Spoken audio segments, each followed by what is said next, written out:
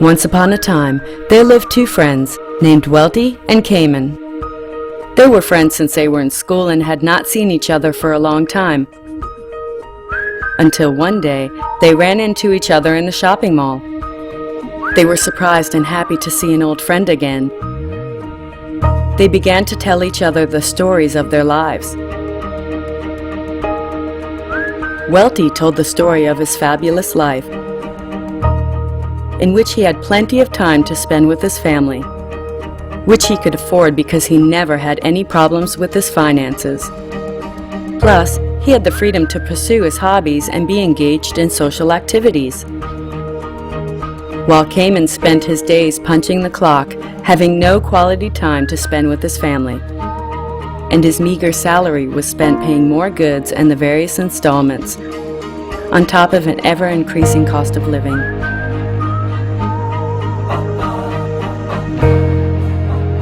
Seeing his friend's pitiful condition, Welty shared a lot of input with his friend.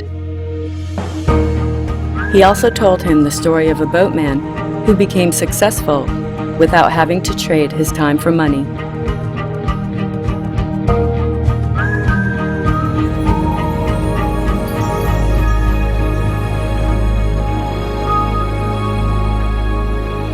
Once upon a time, there lived the village chief, who had a beautiful daughter. Her beauty was such that all the young men in the village fancies her. Ari was the name of the girl, given to her by her parents. Of all the young men in the village, Ari only set her eyes on two of them. One was called Brito, and the other, Bodhi. It was their spirit and ambition that really impressed her. Time passed, then season changed, until one fateful day, a terrible disaster struck the village. A mighty earthquake had split the village into two parts, separated in the middle by a wide and deep river. The village chief and his family was now on the western bank of the river, while the two young men, Brito and Bodhi, were on the eastern shore of the river. The two young men started to make raft in order to cross the river to see Ari. They did not realize that this raft brought them something unexpected. They began to make money crossing the villages who wanted to see their families to the other side of the river. Time passed, and by next year, Ari will be 18 years old. According to the village tradition, a girl is entitled to choose her suitor when she reached the ages of 18. Ari was so distressed, but could not make up her mind as to choose between Brito or Bodhi. Seeing the dilemma of his daughter, the village chief finally declared a contest.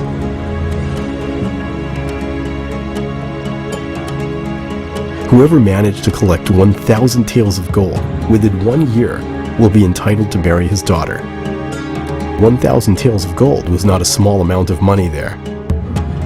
Brito and Bodhi was so dizzy to find the way to collect that amazing sound. They couldn't imagine the thousand of crossing they had to make for 1,000 taels of gold to materialize.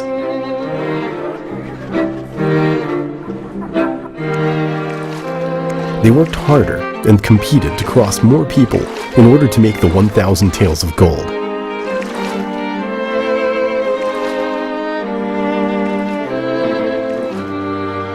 As days went by, they became smarter. Now, they were not only building rafts but boats to accommodate more people in one crossing, thus increasing their income.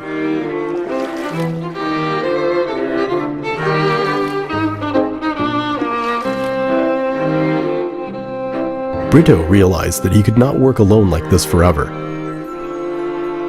After spending some time calculating, he decided that he could never come out with that sound tails of gold crossing people to the other side.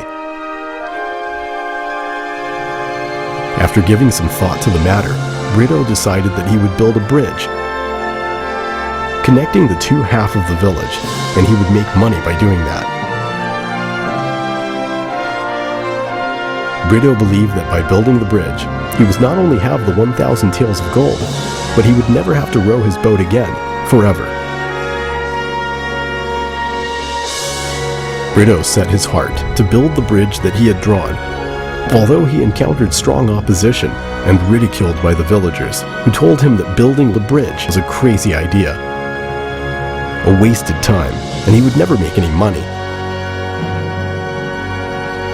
While building the bridge, Brito still continued to cross people with his boat, because he realized that his bridge had not yet been completed and still to yield the single cent.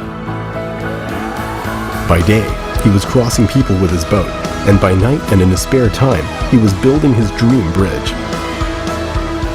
While Bodhi's income had now increased by crossing more people, with his great energy, he could do more crossing in a day than Brito. His lifestyle began to change, and every day he wasted his money indulging himself.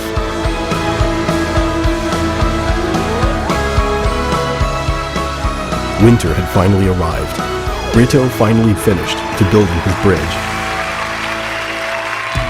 The opening day of the bridge was greeted enthusiastically by the villagers. The price of crossing the bridge was much lower than the paid fare charged by the boats. Moreover, it was much safer crossing the bridge than a boat rides which carried with it the risk of sinking. Brito Bridge functioned very well, and every day people paid to cross. Brito income began to pour in stably. He only needed to build the connecting pipe to let the money streaming into him.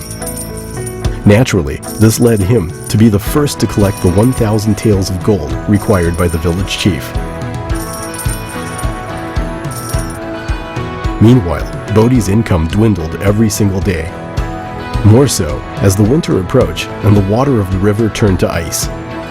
The villagers would much prefer to cross the bridge that Brito had built.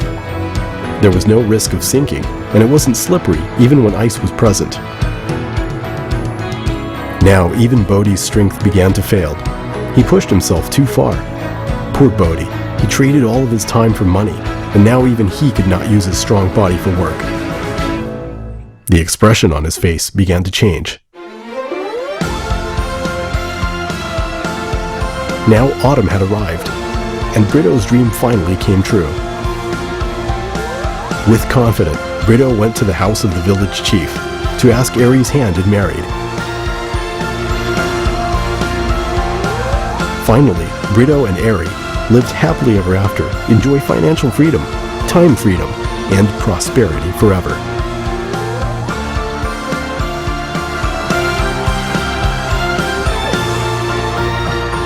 Bodhi finally realized that he had not made the right decision by continuing to rely on his strength to accumulate money.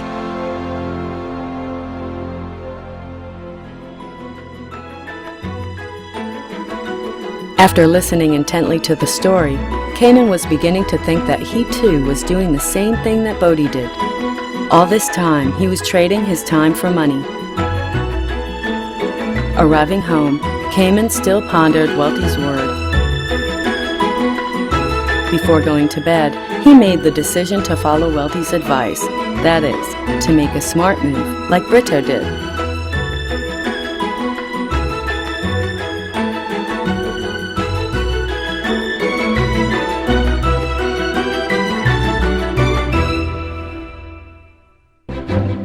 What about you? Which method do you prefer? If you are still unsure, try answering the following questions. Do you possess an income that flows continuously for 24 hours without you actually having to work for it? Are you relying on strength alone, or do you have a right system to produce money?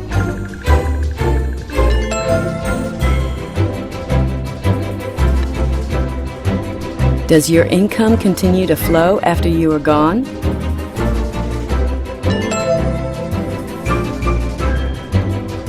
Can you quit work anytime you choose without sacrificing your income?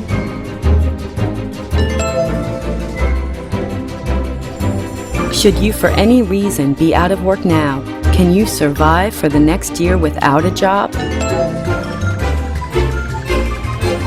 If you cannot say yes to all of these questions, then please contact or get the following DVD, Smart Idea by Freedom Faith Net Global, from the person lending you this DVD.